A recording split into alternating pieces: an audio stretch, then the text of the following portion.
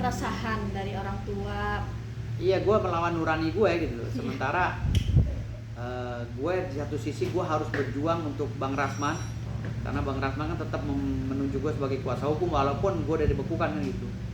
Tetapi di satu sisi kan emak gue ini kan orang udah tua ya, dia ngelihat kalau dia lagi mau buka ceramah subuh gitu kan, muka gue lagi katanya nongol. FYP.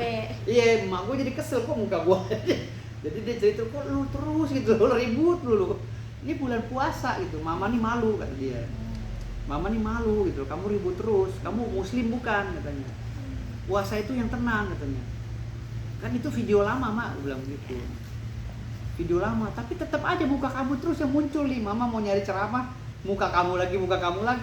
Udah kamu cooling down dulu ya. Akhirnya gue putusan ya udahlah, gue mundur dari Bang Rasman gitu. Gue minta maaf juga sama Bang Rasman kemarin. Ya gue juga sempat ngomong permohonan maaf juga sama Bang Hotman kan gitu, karena gue udah megang kuasa kemarin. Mungkin dia ya wajar lah, di bulan puasa kita meminta maaf, wajar. Jadi bukan karena gue takut sama Bang Hotman, nggak ada. Gue tuh sedikit pun nggak ada takutnya sama Bang Hotman.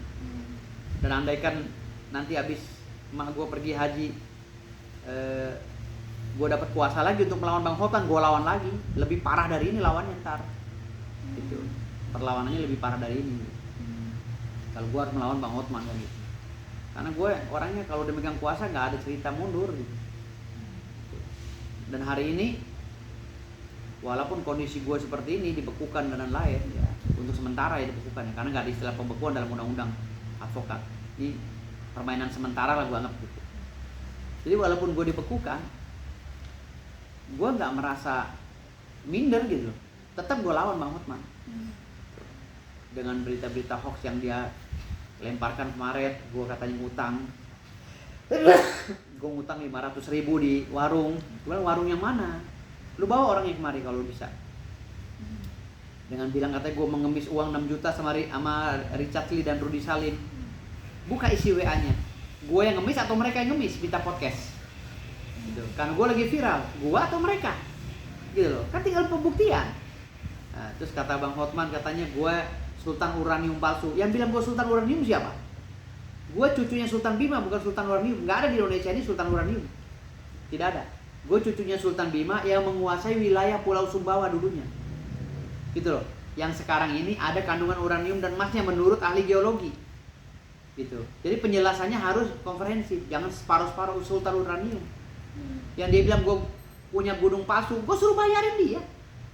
Kalau you punya duit, ya 1.000 hektar aja gue jual sama lu, harganya 2 triliun, hanya 2 triliun, lu mampu nggak? Ya, kalau lu bilang gue bohong, ya ngaku-ngaku gunung, monggo, lu kan pengacara.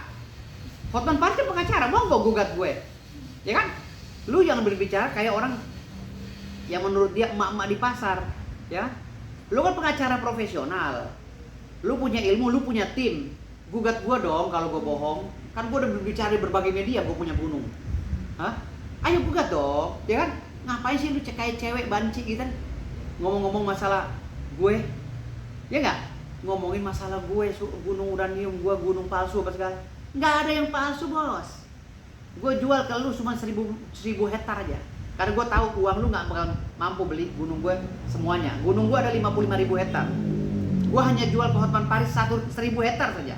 Mampu nggak dia beli? Mampu nggak? Kalau dia mampu, gue kasih harga murah 2 triliun saja 1.000 hektar.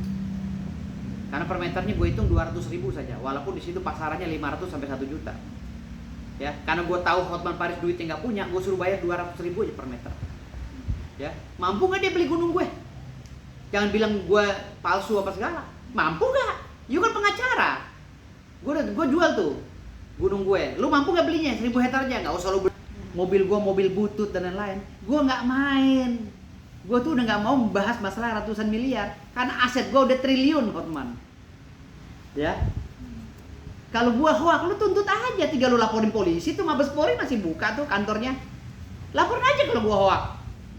Hah? Gue tantang si Hotman untuk laporin gue ke Mabes Polri. Kalau gue hoak, lapor tuh, Mabes Polri terbuka tuh. Kalau dia nggak punya backing di Mabes Polri, gue telepon jenderalnya.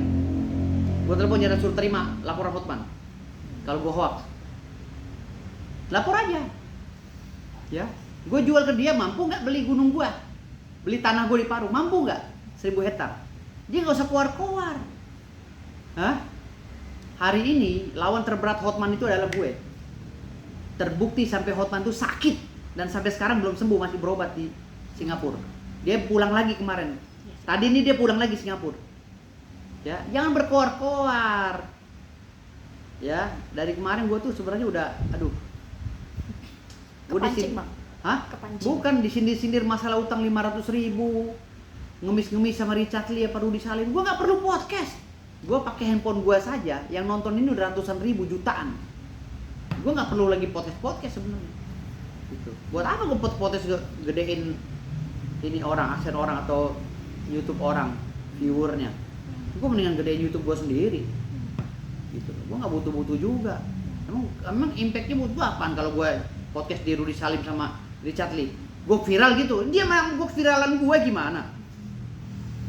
Gue nggak pernah punya kasus di Indonesia ini. Apa kasus gue di Indonesia ini? Nipu? Gue nggak pernah nipu. Gitu. Gue belasan tahun di media sosial aman-aman aja tuh. Muka gue terus terpampang sampai lu pada muak lihat muka gue di media sosial. Gue bebas-bebas aja. Kalau ada orang nagih nih, Ruko Duta Bintaro, Paku Jaya tuh kantor gue, datang sini, tagih. Bang selalu disindir sama Bang Hotman, jadi kayak target Hotman lagi setelah Rasman. Kepancingnya seperti apa sih, Bang? Hotman target gue. Hotman target gue, tunggu mak gue pulang haji. Dia target gue fight habis-habisan sama dia. Hah? Mau fightnya kayak gimana, Bang? Ya fight dihukum lah. Kalau ada orang yang nunjuk gue sebagai pengacara karena dikerjain sama Hotman, gue sikat si Hotman. Tapi tunggu bulan puasa ini selesai, mak gue pulang haji baru gue bisa fight beneran.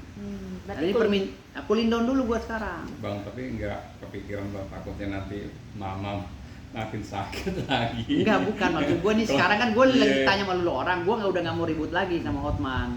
Masalah dia ngehina gue, katanya pakai baju kaki 5 kemarin kan, pakai baju Impress lah apa. Emang kenapa kalau gue beli baju di pasar Impress? Pak Jokowi aja yang presiden, yang lebih kaya dari Hotman, yang lebih derajatnya dari Hotman. Dia pakai baju lokal kok, pakai produk lokal. Cinta Indonesia. Iya, wakil presiden kita, ada kita Gibran, pakai sepatu lokal, nggak malu dia. Mobilnya pun mobil sederhana. Emang kenapa? Lantas kalau Gibran pakai mobil Innova langsung kata Hotman dia orang miskin itu. Salah pola pikir begitu. Buktinya gue hanya pakai mobil expander, harta gue triliunan tuh. Pakai mobil expander doang. Hah? Kenapa? Karena orang banyak yang berbeda pola hidupnya.